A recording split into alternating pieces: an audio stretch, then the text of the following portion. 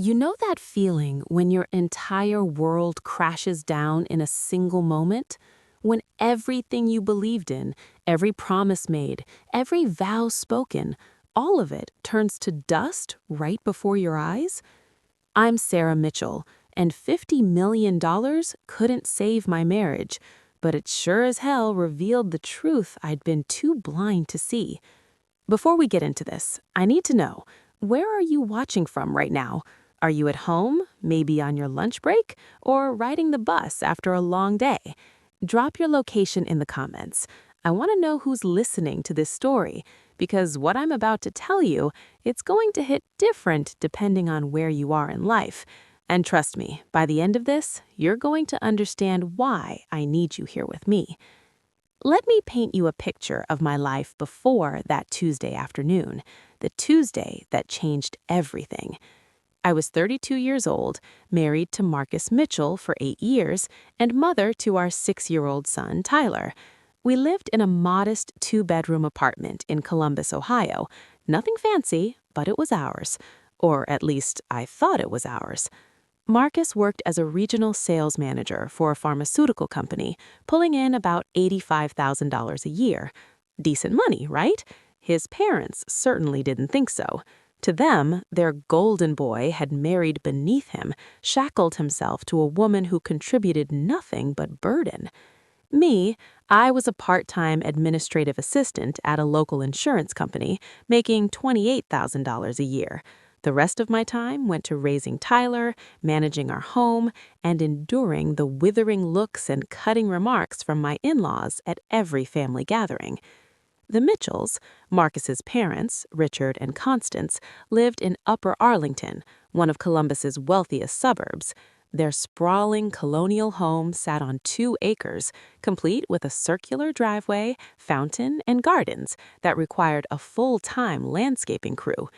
Richard had made his fortune in real estate development, and Constance spent her days on charity boards and country club committees.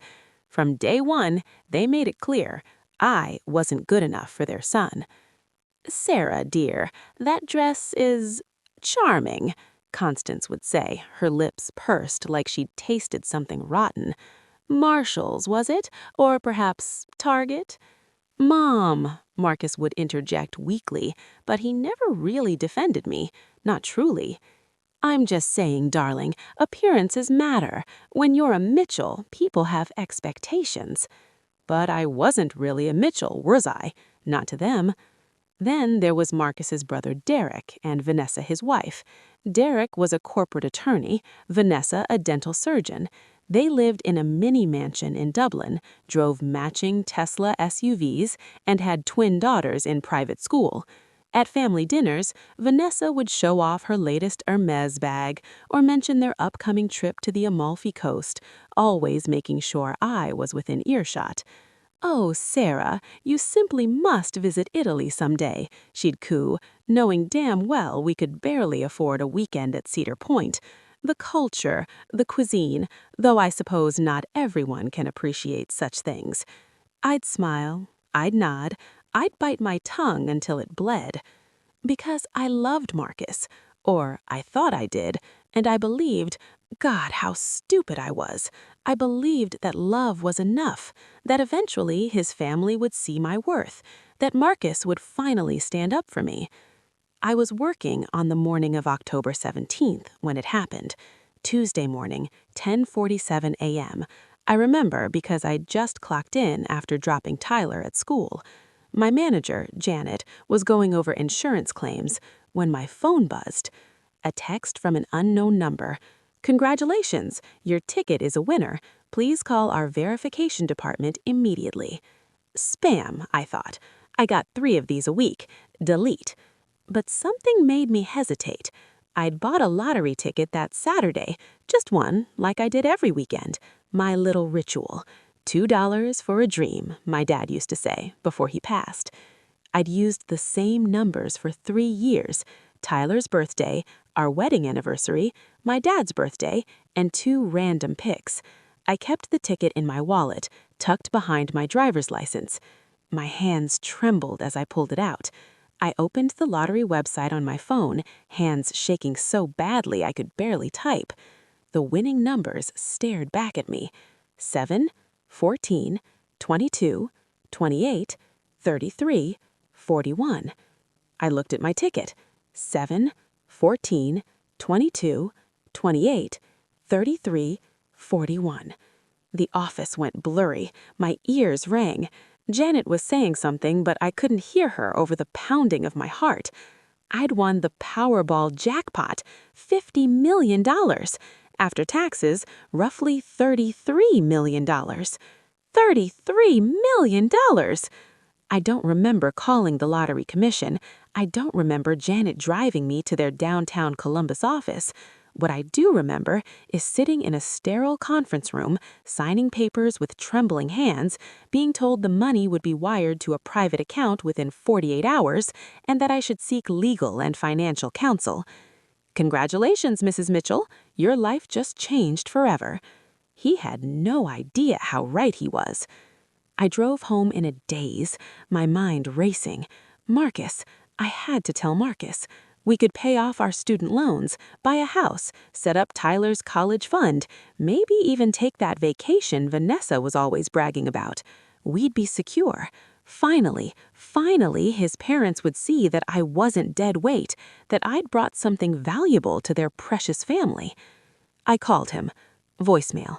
I texted, "Call me ASAP. Something incredible happened."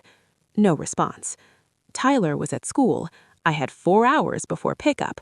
I couldn't wait. I couldn't sit in our cramped apartment with this secret burning a hole through my chest. I decided to surprise Marcus at his office. We'd go to lunch, I'd tell him the news, we'd celebrate together, like we should, like husband and wife, like partners.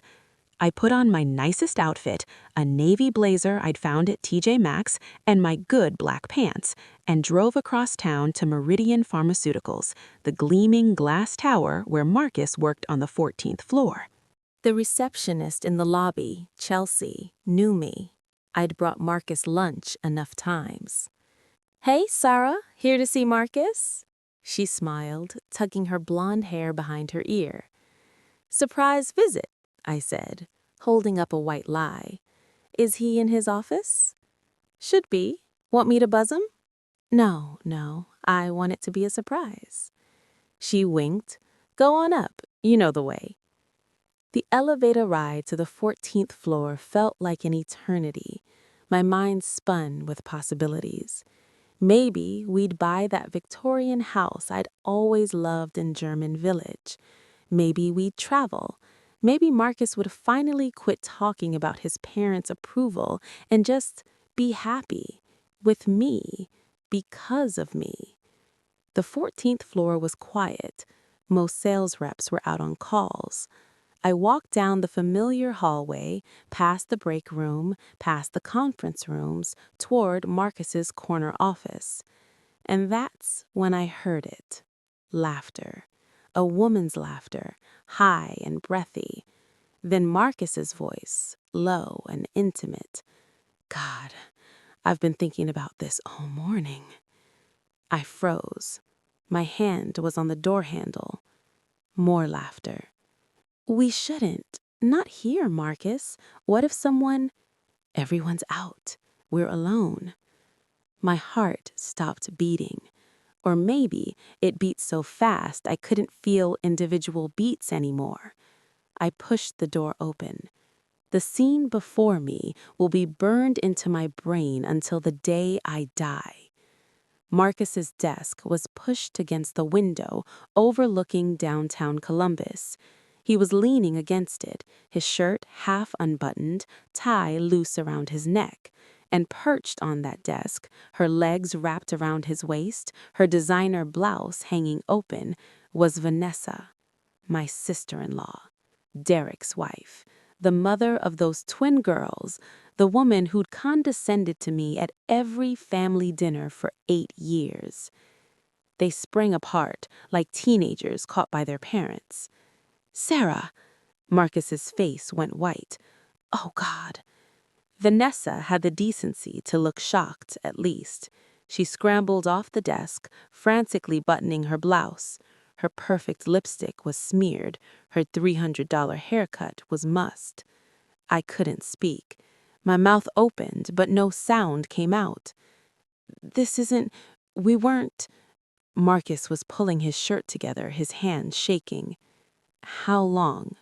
The words scraped out of my throat like gravel. Sarah, listen to me.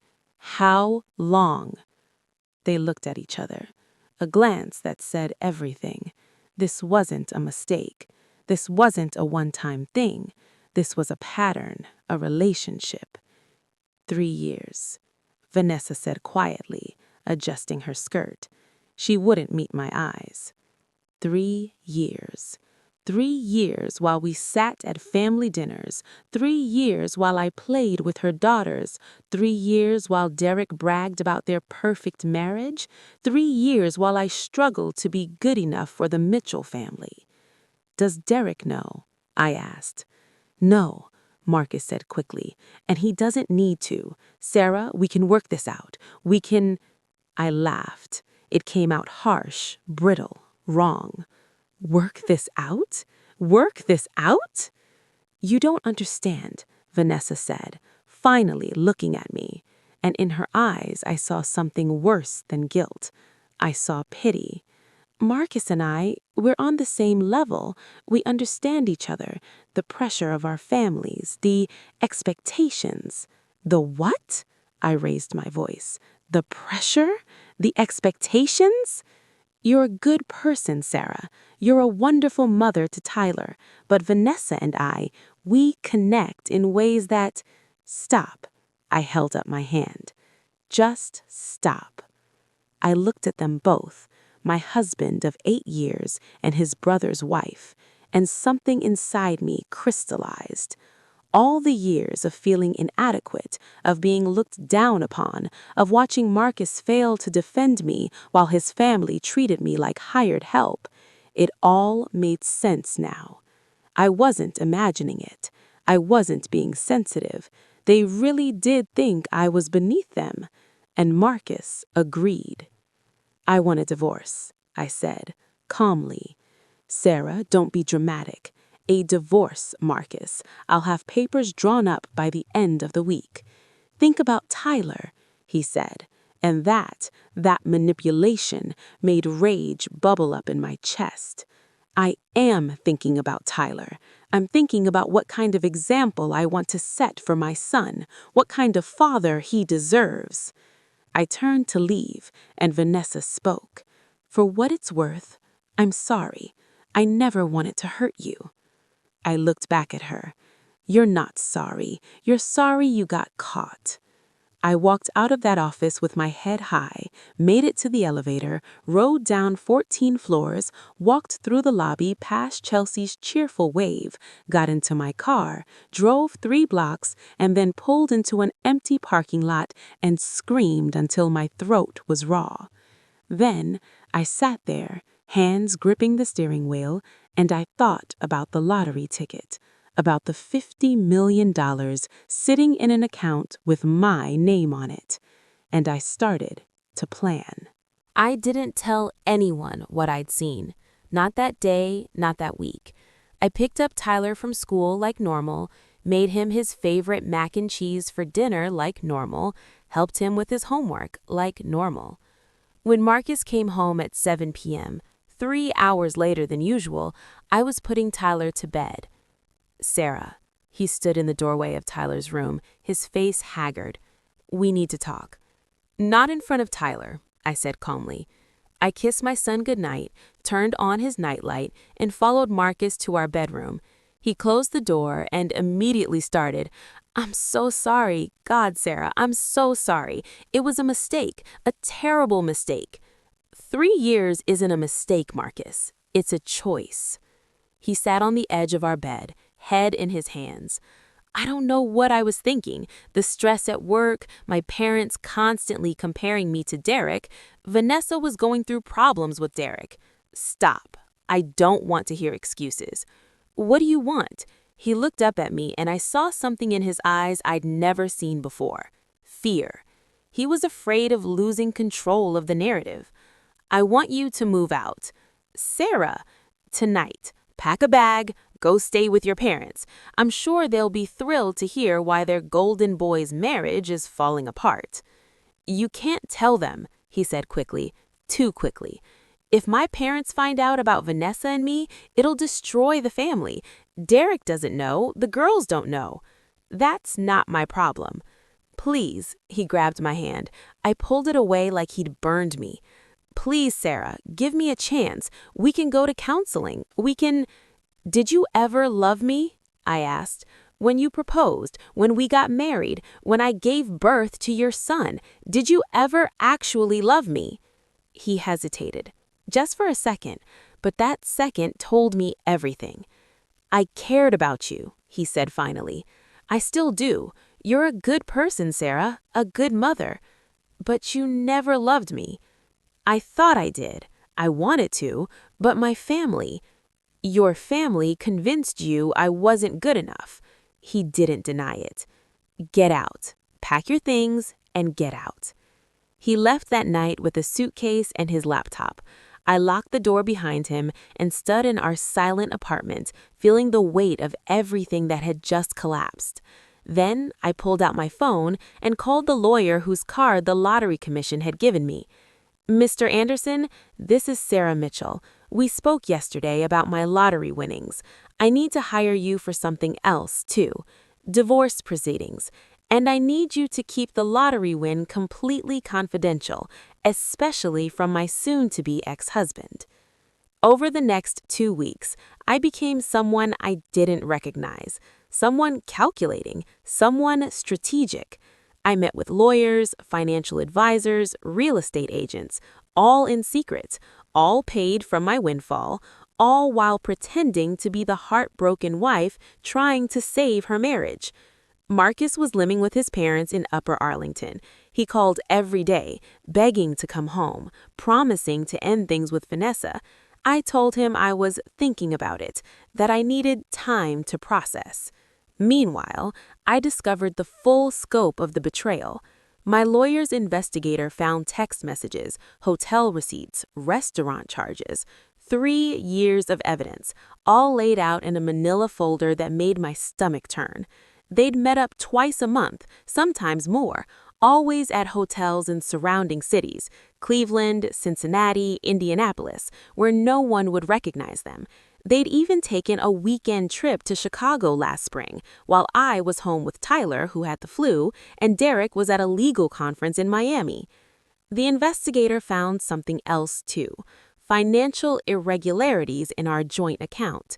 Marcus had been siphoning money for months, small amounts, $200 here, $350 there, that I'd never noticed because I was too busy juggling bills and groceries and Tyler's school expenses. He'd been using our money to pay for hotels where he could sleep with his brother's wife. I sat in my lawyer's office looking at the evidence and felt something inside me shift. Not just anger anymore. Something colder, clearer. "Can I keep the lottery win separate in the divorce?" I asked. Mr. Anderson, a sharp-eyed man in his 50s, nodded. "Ohio is not a community property state. Since you won after discovering the affair, but before filing for divorce, and since he has no knowledge of it, we can argue it's separate property, especially given his infidelity and financial misconduct." "Good. Mrs. Mitchell, I have to ask, what are you planning?" I smiled. It felt strange on my face. "I'm planning to give the Mitchell family exactly what they deserve." The annual Mitchell Family Charity Gala was scheduled for November 15th, 4 weeks away. Every year, Richard and Constance hosted this event at the Columbus Museum of Art. 200 guests, a silent auction, dinner and dancing, all to benefit the Upper Arlington Arts Council. It was the social event of the season for their circle, and I had an idea. "You want to buy what?" Mr. Anderson stared at me across his mahogany desk. "The Columbus Museum of Art event space. Or rather, I want to make a significant enough donation that I have control over venue rentals for the next year." "That's unconventional. Can it be done?" He leaned back in his chair, finger steepled. The museum is a nonprofit. They're always looking for major donors. With the right contribution, let's say $5 million, you could potentially negotiate terms that include rental oversight. Do it. Anonymously. Mrs. Mitchell, Sarah. And I know what you're going to say. This is petty, it's revenge, it's beneath me. I was going to say it's brilliant, he said with a slight smile, but also potentially complicated. If you want to pull this off properly, we need to be strategic. Over the next 3 weeks, Mr. Anderson and his team executed my plan with surgical precision. First, through a shell corporation, we approached the Columbus Museum of Art with a $5 million donation. The museum director nearly fainted. In exchange, we requested one condition: final approval over all private event rentals for the next calendar year, with a particular focus on ensuring events aligned with the museum's values of integrity and community. The museum board agreed enthusiastically. Second, we filed divorce papers. Marcus was served at his parents' house on a Tuesday afternoon. According to my lawyer's sources, Constance had to be given smelling salts. Marcus called me 17 times that night. I didn't answer. Finally, on the 18th call, I picked up. "Sarah, what the hell? Divorce papers? Did you really think I'd take you back? We can fix this. I ended things with Vanessa." "You ended things because you got caught." "I love you, Sarah. I love our family. Please, please don't do this." "Tell me something, Marcus. When did you decide I wasn't enough? Was it before or after your mother told you I was trailer trash at our wedding reception?" Silence. "Yeah," I said. "I heard a lot of things over the years.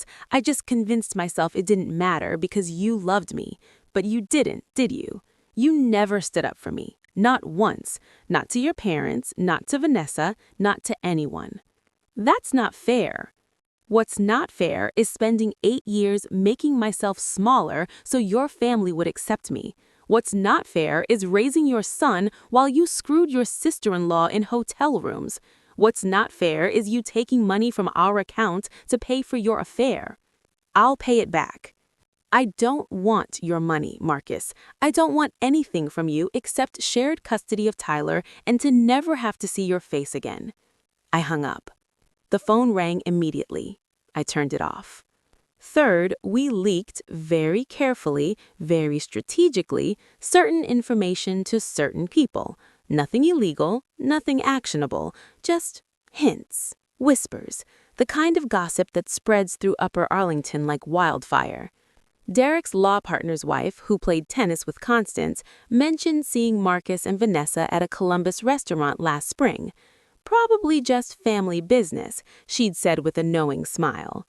The concierge at the Hotel Levesque in downtown Columbus mentioned to his partner who worked with Richard's office manager that he'd seen Marcus checking in with a woman who wasn't his wife, but she looked awfully familiar, like she could be related to him or something. Odd. By the time the Mitchell Family Garrity Charity Gala rolled around, the rumors were everywhere. Nothing concrete, nothing provable, just enough to make people whisper. I also made other purchases during those 3 weeks. I bought the Victorian house in German Village I'd always loved. 6 bedrooms, original woodwork, a yard where Tyler could play. I paid cash, $875,000, and it was mine. I set up a trust fund for Tyler, $10 million, untouchable until he turned 25, managed by independent trustees. I hired a wealth management firm to invest my money conservatively but wisely. And I bought something else, something special. A dress.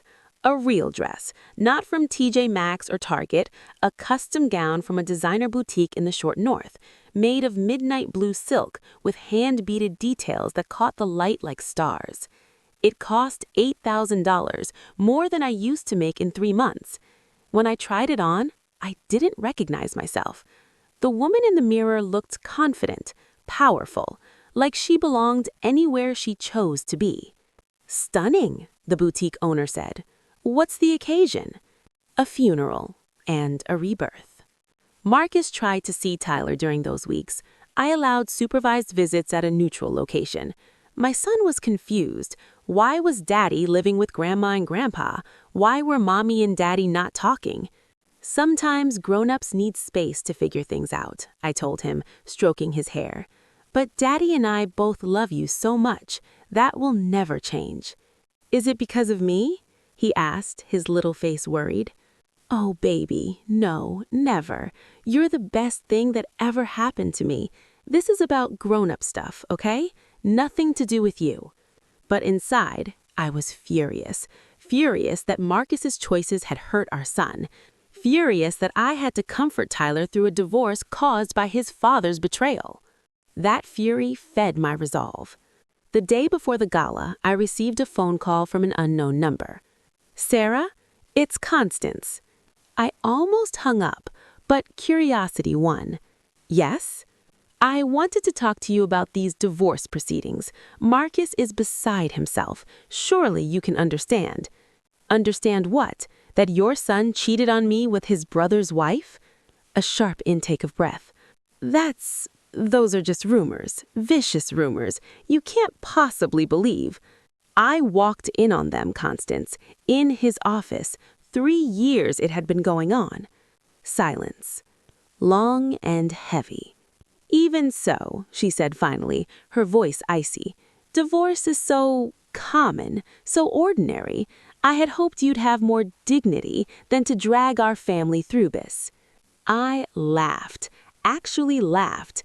Dignity? You want to talk to me about dignity? Where was your concern for dignity when you called me trailer trash, when you implied I was only with Marcus for his money, when you made it clear every single day that I wasn't enough for your precious family?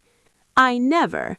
Save it. I'm done being the punching bag for your family's elitism. The divorce is happening. Tyler and I are moving on. And tomorrow night at your gala, we'll see who really belongs in Upper Arlington society. I hung up before she could respond. November 15th dawned cold and clear. I dropped Tyler off at my sister's house in Clintonville. Jenny had been my rock through all of this, watching Tyler, listening to me vent, holding me when I cried. You sure about tonight? She asked as Tyler ran off to play with his cousins. Completely. Sarah, what are you planning? I kissed her cheek. Justice. I'm planning justice.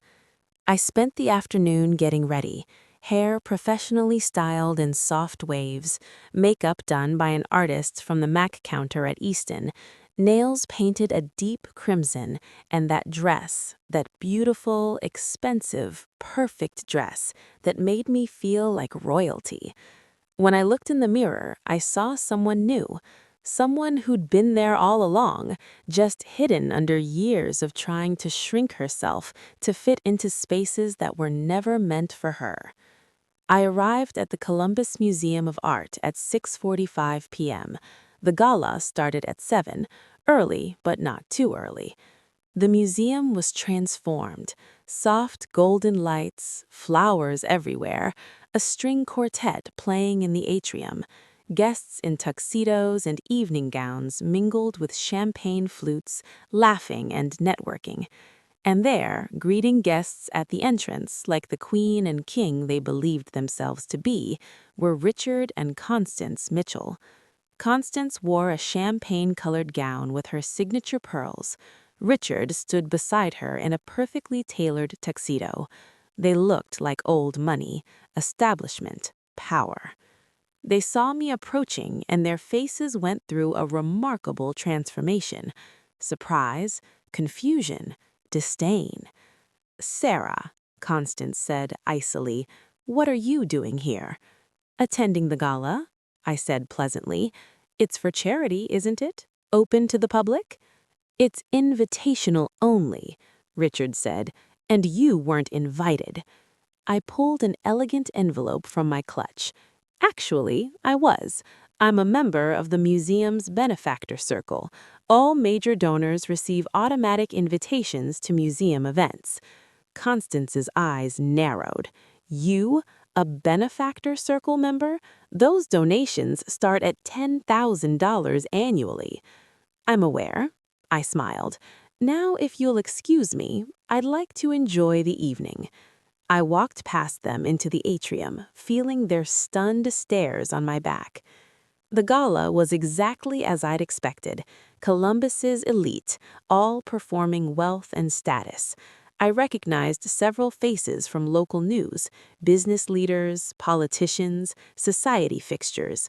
Everyone was networking, seeing and being seen. I spotted Marcus near the bar, looking uncomfortable in his tuxedo. Beside him was Derek, martini in hand, laughing at something one of their father's business associates was saying. Neither had seen me yet. Vanessa was across the room with a group of Upper Arlington wives, all of them dripping in jewelry and judgment. She was telling some story, her hands gesturing, the other women laughing.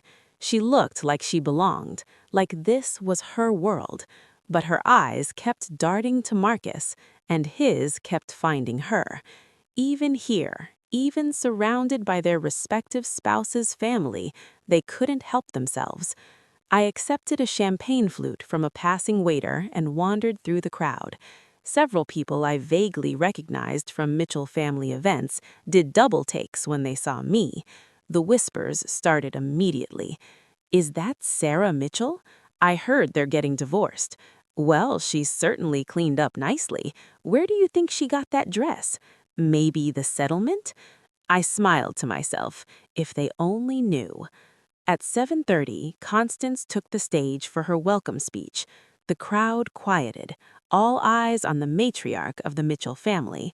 Welcome, everyone, to our 14th annual Mitchell Family Charity Gala. For 14 years, our family has been committed to supporting the arts in Upper Arlington and beyond. Tonight, thanks to your generous support, we'll raise funds for the Upper Arlington Arts Council, ensuring future generations can experience the beauty and culture that makes our community so special. Applause. Constance beamed. Before we begin tonight's program, I want to acknowledge the incredible partnership we've enjoyed with the Columbus Museum of Art. This venue has been the perfect setting for our gala, and we're so grateful for their continued support of our mission. She gestured to the museum director, Dr. Patricia Holbrook, who was standing near the stage. Dr. Holbrook smiled and waved, but looked slightly uncomfortable. And now, Constance continued, I'd like to invite you all to enjoy the evening. Excuse me, Dr. Holbrook stepped forward, microphone in hand. If I could say just a brief word? Constance's faculties faltered. Oh, of course. How lovely. Dr. Holbrook took the stage. She was an elegant woman in her 60s with silver hair and sharp eyes. I'd met her twice during my donation negotiations. She knew exactly what was about to happen. Thank you all for coming tonight. The Columbus Museum of Art is honored to host events that support our community's cultural institutions. However, I need to make an announcement regarding this particular event. The room went silent. People looked at each other, confused. Recently, our museum received an extraordinary donation, $5 million, from an anonymous benefactor who wanted to support our mission of bringing art and culture to all members of our community, regardless of background or social status. Murmurs rippled through the crowd. $5 million was significant even for this room. As part of this donation, the benefactor requested certain conditions regarding our event rental policies. Specifically, they asked that we ensure all events held at the museum align with our core values: integrity, inclusivity, and community. Constance's face was turning an alarming shade of red. After careful review, the museum's board has determined that this particular event, while certainly raising money for charity, does not align with these values.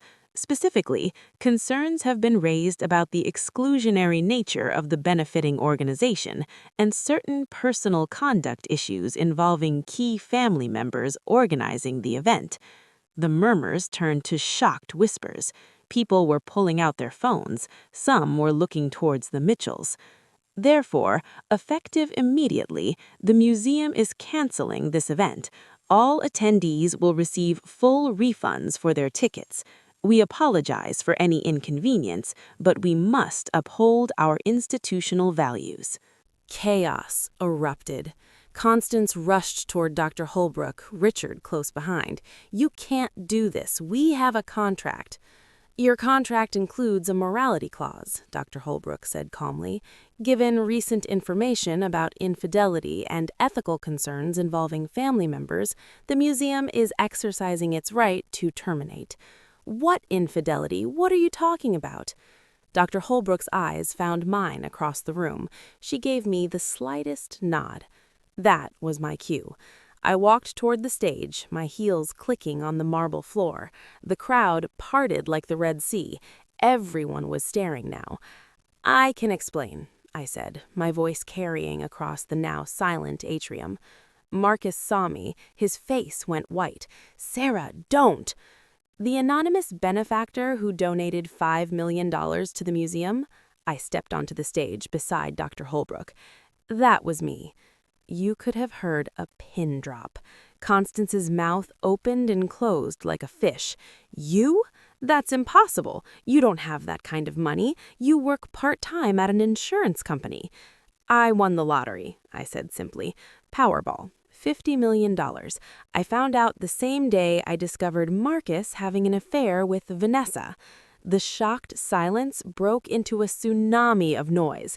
People shouting, cameras flashing, everyone trying to talk at once. I held up my hand, and somehow, miraculously, the crowd quieted.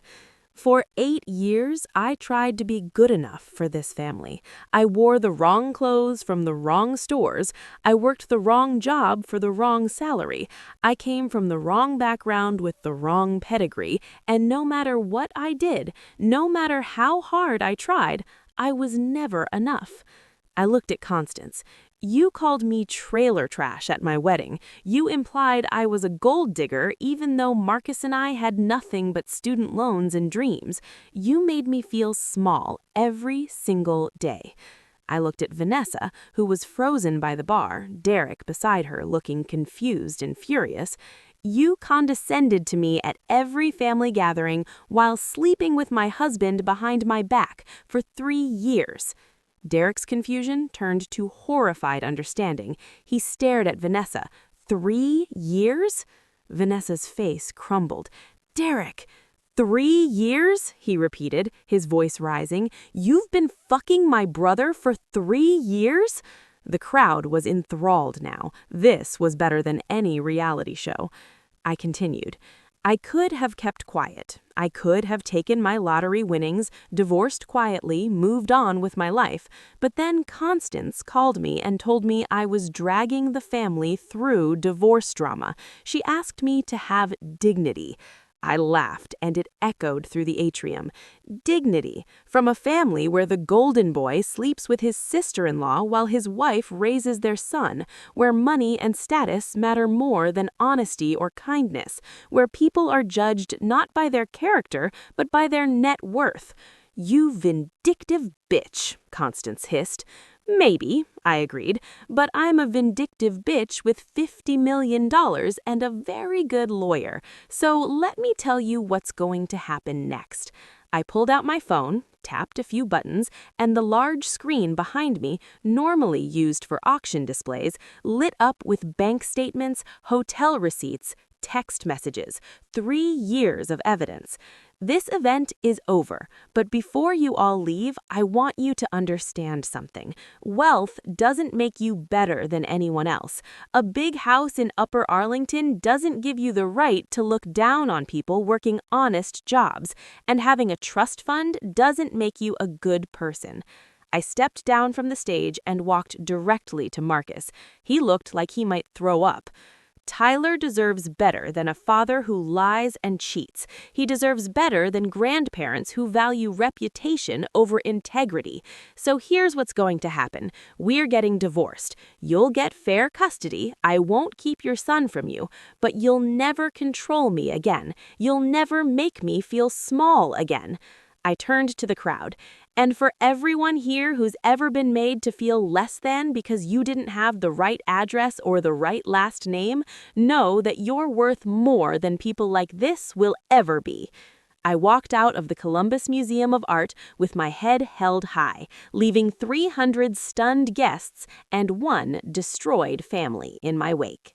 The video of my speech went viral by midnight.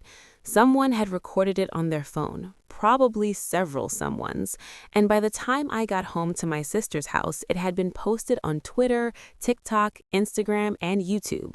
Woman reveals $50 million lottery win while exposing cheating husband was trending. My phone was exploding with messages, but I turned it off. I just wanted to see my son. Tyler was asleep in Jenny's guest room, curled up with his favorite stuffed dinosaur. I sat on the edge of the bed and watched him breathe, this perfect little human who deserved so much better than the mess his parents had made. "Is he okay?" Jenny asked from the doorway. "He's beautiful," I whispered. "Everything I do is for him." "Sarah, that speech, oh God, the whole internet is freaking out." "Let them." She sat beside me, putting her arm around my shoulders. "Are you okay?" Was I? I'd just publicly destroyed my ex-husband and his family in front of Columbus's entire social elite. I'd exposed their affair, canceled their charity gala, and revealed a $50 million lottery win all in one dramatic evening? "I'm tired," I said, honestly. "But yeah, I think I'm okay. For the first time in 8 years, I feel like I can breathe." The fallout was immediate and merciless. By the next morning, the story had been picked up by local news, then regional outlets, then national media. Lottery Winner's Revenge was on Good Morning America. My face was on TMZ. Entertainment Tonight did a whole segment on the Mitchell family scandal. The Columbus Dispatch ran a front-page story. Lottery winner exposes Upper Arlington elite's dirty secrets. The article detailed not just my revelation, but also dug into the Mitchell family's business dealings, finding several instances of questionable ethical behavior in Richard's real estate development company. The Columbus Business Journal reported that 3 major clients had pulled contracts with Mitchell Development Group, citing reputational concerns.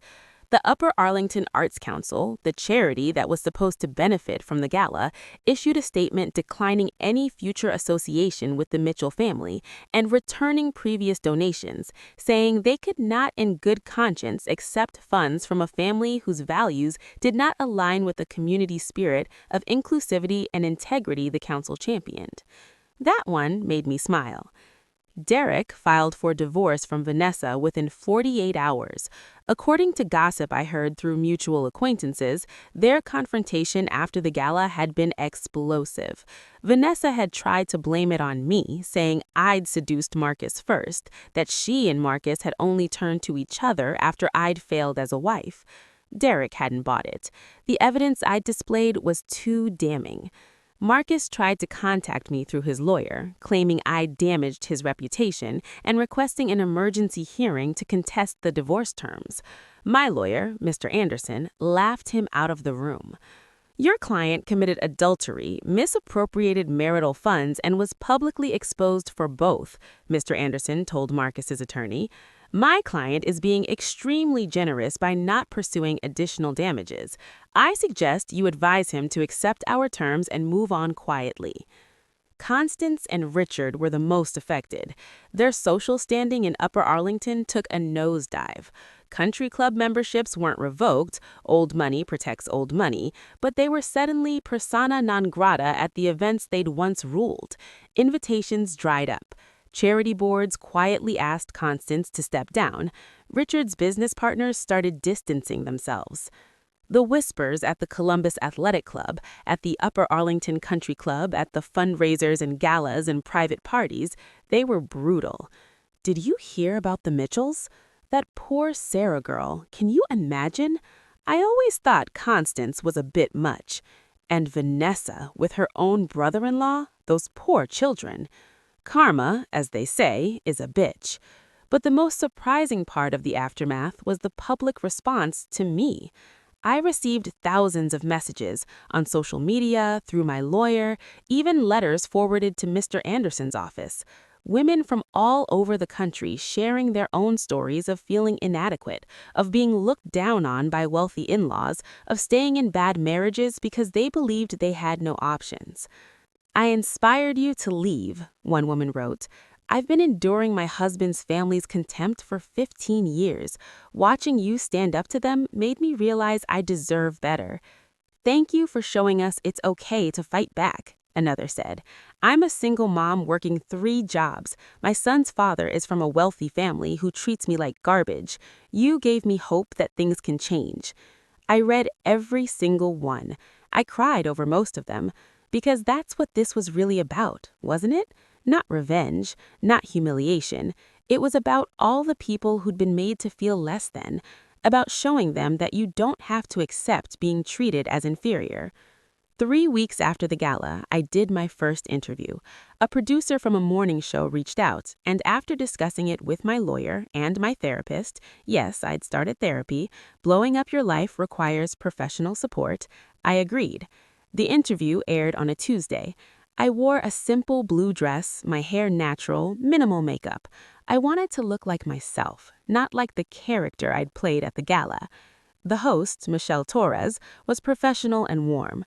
"Sarah, thank you for joining us. You've become a bit of an internet phenomenon." "That wasn't the goal," I said honestly. "The goal was to stand up for myself and my son." "Let's talk about that night. You revealed a $50 million lottery win while exposing your husband's affair with his sister-in-law. That's a lot." It was a lot. But Michelle, I want to be clear about something.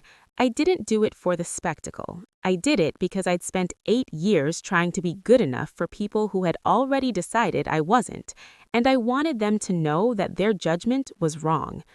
You received criticism online, people saying you were vindictive, that you should have handled it privately. I tried handling it privately. I filed for divorce, I tried to co-parent, I attempted to move forward with dignity. But Marcus's mother called me and told me I was dragging the family through drama by pursuing a divorce. She asked me to have dignity. And I realized they wanted me to stay silent. They wanted me to disappear quietly so they could maintain their reputation. So I decided to make a statement. I decided to tell the truth. And yes, I did it publicly, because women like me, women who work regular jobs, who come from regular backgrounds, were often silenced by shame. We're told we should be grateful that someone from a better family chose us. We're made to feel like we caused the problems in our marriages. I wanted to say, no. You don't get to rewrite this narrative. You don't get to make me the villain in a story where you're the ones who lied and cheated. The interview went viral too. Suddenly, I had a platform. 6 months after the gala, Tyler and I moved into our Victorian house in German Village. It was everything I dreamed of. Hardwood floors, a wraparound porch, a backyard with an old oak tree perfect for a tire swing. Tyler's room overlooked the garden. My room had a reading nook where I could sit and watch the seasons change. It felt like home. Tyler had his own struggles with the divorce. At 6 years old, he didn't understand why Daddy lived somewhere else now, why we couldn't all be together. We started family therapy, me, Marcus, and Tyler, with a wonderful child psychologist named Dr. Reeves. "Tyler," Dr. Reeves said gently during one session, "sometimes parents can love their children very much, but can't be married to each other anymore. That doesn't mean they stop being your mom and dad.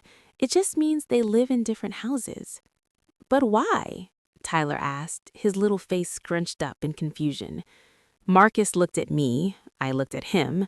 We'd agreed not to badmouth each other in front of Tyler, no matter how much I wanted to scream about his betrayal. "Sometimes grown-ups make mistakes," Marcus said carefully, "and sometimes those mistakes mean things have to change." "Did you make a mistake, Daddy?" Marcus's eyes welled up. "Yes, buddy. I made a big mistake." "Did you say sorry?" "I did, but some mistakes are too big for sorry to fix everything." Tyler thought about this. "Mommy, are you mad at Daddy?" I took a deep breath. I was very hurt by Daddy's mistake, but I'm not mad anymore. I'm just sad about how things turned out. But you know what makes me not sad? You. You make everything better. He climbed into my lap and I held him tight, breathing in his little boy smell of grass and strawberries and sunshine. Marcus got an apartment in Grandview Heights, about 15 minutes away. Tyler stayed with him every other weekend and one evening a week. It wasn't the family I'd wanted, but it was the family we had now. Marcus had lost his job at Meridian Pharmaceuticals. Apparently, having an affair in your office with your sister-in-law was against company policy. Who knew? He'd found a position at a smaller company with a significant pay cut. I didn't take joy in his struggles, but I didn't feel sorry for him either.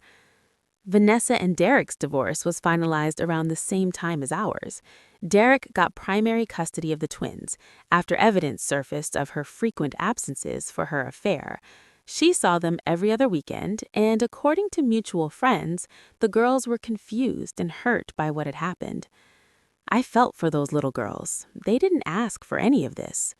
Constance and Richard had effectively been socially exiled from the Upper Arlington society they'd once dominated.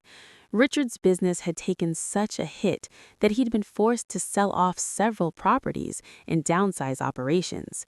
They'd put their colonial mansion up for sale and moved to a smaller, though still impressive house in Dublin. The schadenfreude I'd expected to feel never really materialized. Mostly, I just felt tired. Tired of anger, tired of resentment, tired of carrying all that weight. So I decided to do something with my platform. With the help of a publicist and a social media manager, I launched the Enough Foundation. Our mission was to provide financial literacy education, career training, and micro grants to women trying to leave difficult circumstances, whether that was escaping domestic abuse, leaving bad marriages, or just trying to improve their situations. I want to help women realize they're enough, I explained to the board I'd assembled. Enough to leave, enough to start over, enough to demand better treatment, enough to build better lives. We started small, 20 grants of $5,000 each to women in Ohio.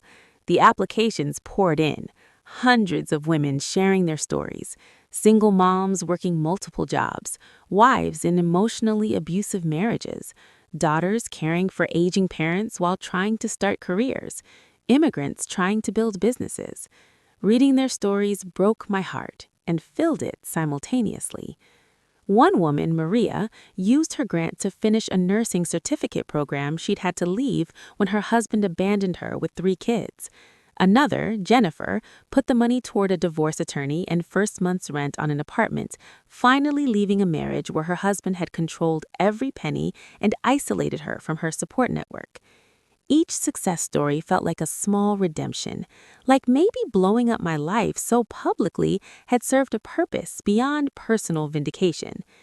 I also started speaking, small venues at first, women's groups, community centers, church basements, sharing my story, answering questions, trying to be honest about both the satisfaction of standing up for myself and the complexity of the aftermath. "Don't people ask if you regret it?" a woman asked after one speaking engagement. "All the time," I admitted, and the honest answer is, I regret that it was necessary. I regret that my son had to go through a public divorce. I regret that my choices hurt innocent people like Derek's daughters. But do I regret standing up to people who treated me as less than? No, never. Through it all, Tyler remained my anchor.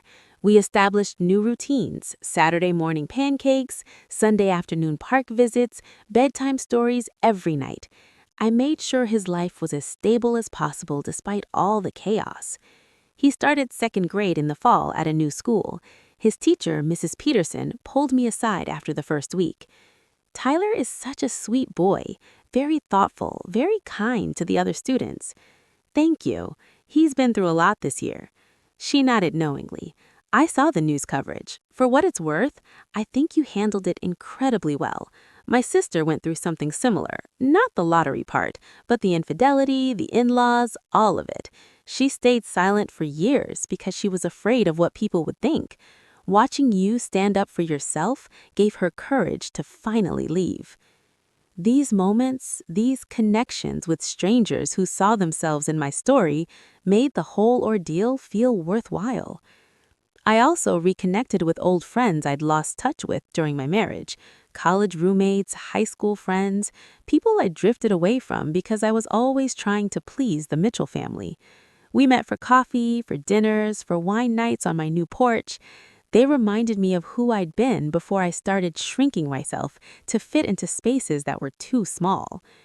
"You used to be so funny," my friend Rachel said one night as we watched Tyler play in the backyard.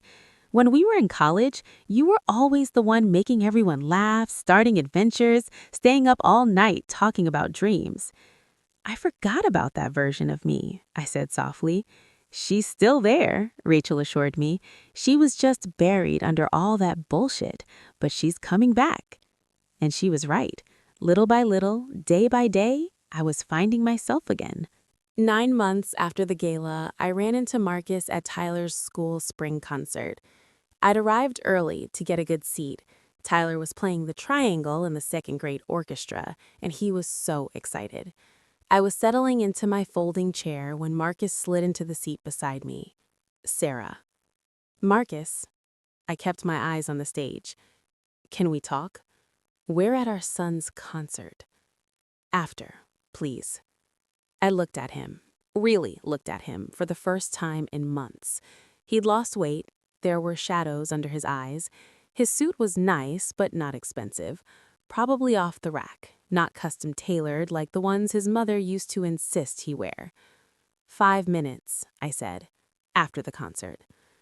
The performance was adorable, chaotic, off-key, absolutely perfect. Tyler beamed when he saw us both there, sitting together, not fighting. That smile was worth every uncomfortable moment. After the concert, while Tyler was with his class getting cookies, Marcus and I stood in the hallway. "How have you been?" he asked. "Good. Great, actually. You?" "I've been better," he laughed without humor. "That's an understatement. I lost my job, most of my friends. My parents aren't speaking to me.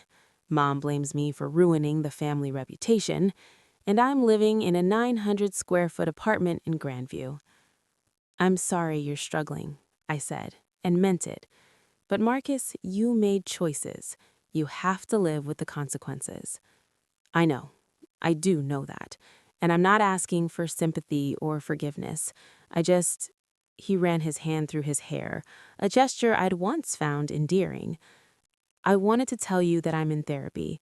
Real therapy, not just couples counseling to save the marriage. And I'm working through why I did what I did. Why I let my family's values become my values. Why I couldn't stand up to my parents." "That's good. Genuinely, that's good." "The affair with Vanessa, it was never about not loving you. I did love you, Sarah. I didn't love myself enough to be worthy of you. Does that make sense?" "A little bit," I admitted, "but it doesn't change anything." "I know. I'm not trying to change anything. I just wanted you to understand, and I wanted to apologize, properly. Not for the public humiliation, I deserved that, but for failing you, for failing Tyler, for being so weak that I let other people's opinions matter more than my wife's happiness." I studied his face. He looked sincere, broken but sincere. "Thank you," I said. "That apology means something." "There's something else." He pulled out his phone, showed me a bank transfer confirmation. "I figured out how much I took from our joint account over the 3 years. $23,000, give or take. I'm paying it back. It'll take me a while. I'm making less now, but I'm setting up automatic monthly payments to your account." I was surprised. "Marcus, I don't need the money." "I know you don't, but I need to give it back. It's part of making amends. It's what my therapist calls taking action to match words. So please, let me do this." I nodded. "Okay, Thank you. Tyler came bounding up, face covered in chocolate from the cookies. Did you see me, Mommy? Did you see me, Daddy? I didn't drop the triangle once. You were amazing, buddy. The best triangle player in the whole orchestra. We should probably get going. It's a school night. Actually, Marcus said hesitantly, could I take Tyler for ice cream? I'll have him back by 8, I promise. I looked at Tyler's hopeful face. What do you think, baby? Ice cream with Daddy? Yes, he bounced excitedly. 8 o'clock sharp, I told Marcus, and text me when you get to the ice cream place. I will. Thank you, Sarah. As I watched them walk away, Tyler's little hand in Marcus's, I felt something unexpected. Peace. Not forgiveness, necessarily, but acceptance. This was our new normal. Co-parenting, separate lives, moving forward. That evening, I met Jenny for dinner at a restaurant in the short north. So Marcus apologized? She asked over top us. Yeah, and it felt genuine. He's in therapy, paying back the money he took.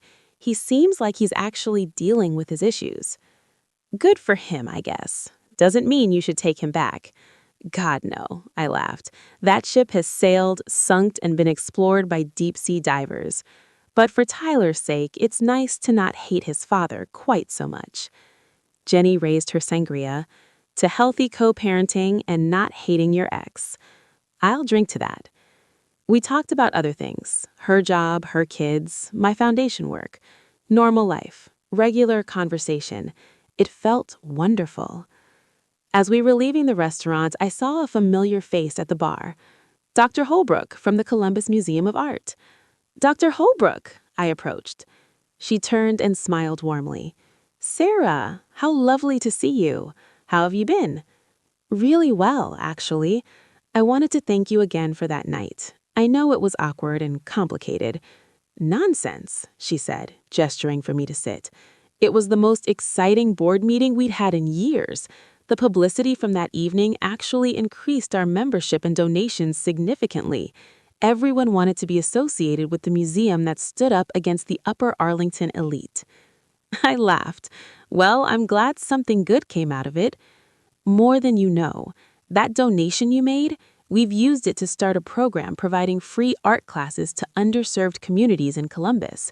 We're bringing students from Franklinton, Linden, the South Side, kids who would never normally access our museum, and giving them hands-on art education. It's been transformative. My eyes welled up. That's beautiful. It's your legacy, she said softly. Yes, you exposed your in-laws' hypocrisy, but you also changed lives, made a real difference. That's what matters. As I drove home that night, windows down, spring air flowing through the car, I thought about legacy, about what we leave behind. I'd always thought legacy was about reputation, about what people said about you at dinner parties. But maybe it was simpler than that. Maybe legacy was just the small ways you made the world slightly better. The women who left bad situations because your story gave them courage. The kids getting art classes because your donation made it possible.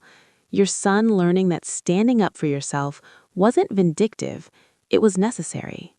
It's been 2 years since that November night at the Columbus Museum of Art. 2 years since I stood on that stage and reclaimed my narrative. Tyler is 8 now, thriving in 3rd grade, playing soccer on weekends and showing no lasting trauma from the divorce beyond some occasional questions about why mommy and daddy can't live together. We answer him honestly, age appropriately, and always with the assurance that both of us love him completely. Marcus and I have settled into a good co-parenting rhythm. He's dating someone new, a teacher named Amy, who seems genuinely kind and is wonderful with Tyler. I'm happy for him, happy that he's building a healthier life. Vanessa moved to Charlotte after her divorce, starting over where nobody knew her story. Derek remarried last year, a fellow attorney who, by all accounts, treats him well. His daughters are adjusting to their blended family. Richard and Constance sold their Dublin house and moved to Florida. Retirement, they called it, though everyone knew it was exile. They see Tyler twice a year now, supervised visits where they're pleasant but distant. They never apologize to me. I don't expect they ever will.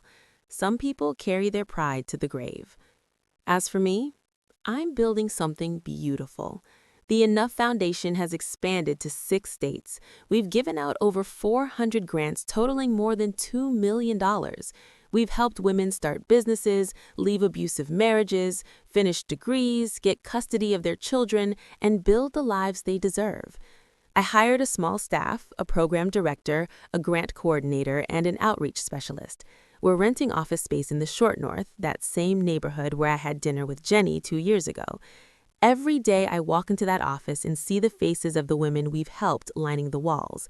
Every day I'm reminded why standing up to the Mitchell family mattered. I've also started writing a book about my experience, not a tell-all, not a revenge fantasy, but an honest account of what it means to finally believe you're enough. My editor thinks it'll resonate with a lot of people. We'll see. And I'm dating. Nothing serious yet, but I went on my first date since the divorce 6 months ago, then another, and another. I'm learning what I actually want in a partner, not what I thought I should want. I'm learning that I don't have to shrink myself to make someone comfortable, that the right person will love me at full volume, full brightness, full everything. The Victorian house in German Village is full of life now. Tyler's friends come over for play dates. Jenny and her family visit every Sunday for dinner. I host foundation events on the porch in the summer. The tire swing I hung from the oak tree is Tyler's favorite spot in the world. Last month, I received a letter forwarded through my publicist. No return address, just a name. Constance Mitchell. I almost threw it away, but curiosity won. Dear Sarah, I have started this letter 17 times and deleted 16. This 18th attempt will have to suffice. I am not writing to ask for forgiveness. I don't deserve it, and I suspect you wouldn't grant it regardless. I'm writing because my therapist, yes, even I have swallowed my pride enough to see a therapist, suggested I take accountability for my actions. You were right about everything you said that night at the Museum of Columbus. I did look down on you. I did treat you as beneath our family. I did make your life miserable because I couldn't accept that my son had chosen someone outside our social circle. The truth is, I was afraid. Afraid that if Marcus chose love over status, it would reflect poorly on how Richard and I raised him. Afraid that accepting you meant accepting that our values, the values I'd built my entire identity around, were shallow and meaningless. When Richard and I moved to Florida, away from all the people we'd spent our lives trying to impress, something shifted. Without an audience, without the constant need to maintain appearances, I had to face who I'd become, and I didn't like what I saw. I missed 8 years of truly knowing you, 8 years of watching Tyler grow up without the burden of family politics, 8 years of what could have been genuine relationship replaced by performance and judgment. I cannot undo the damage I caused. I cannot restore what I destroyed, but I can acknowledge it. I was wrong, deeply, profoundly wrong. You were always enough, more than enough. It was I who was lacking. I hope you and Tyler are well. I hope you've built the life you deserve, the one I tried so hard to convince you wasn't possible for someone like you. I'm sorry, Constance. I read the letter 3 times, then I cried. Not from anger or vindication, but from something more complicated. Relief, maybe, or closure. I never responded to the letter. Maybe one day I will. But for now, it's enough to know she finally sees what I always knew.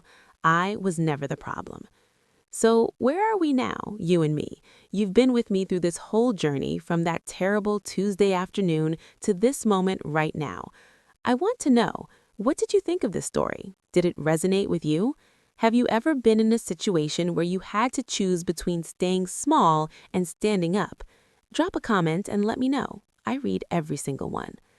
And listen, if you're watching this right now and you're in a situation where someone is making you feel less than, where you're shrinking yourself to fit into spaces too small, where you're accepting treatment you don't deserve because you don't think you have options, I want you to hear this.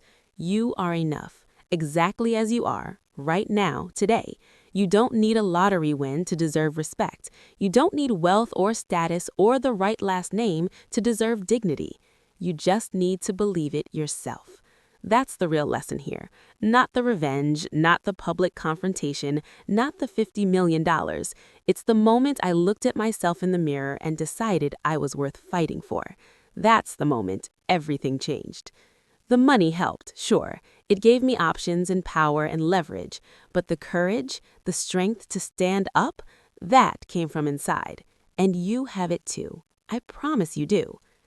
If this story meant something to you, please hit that like button. Subscribe to the channel so you don't miss future stories.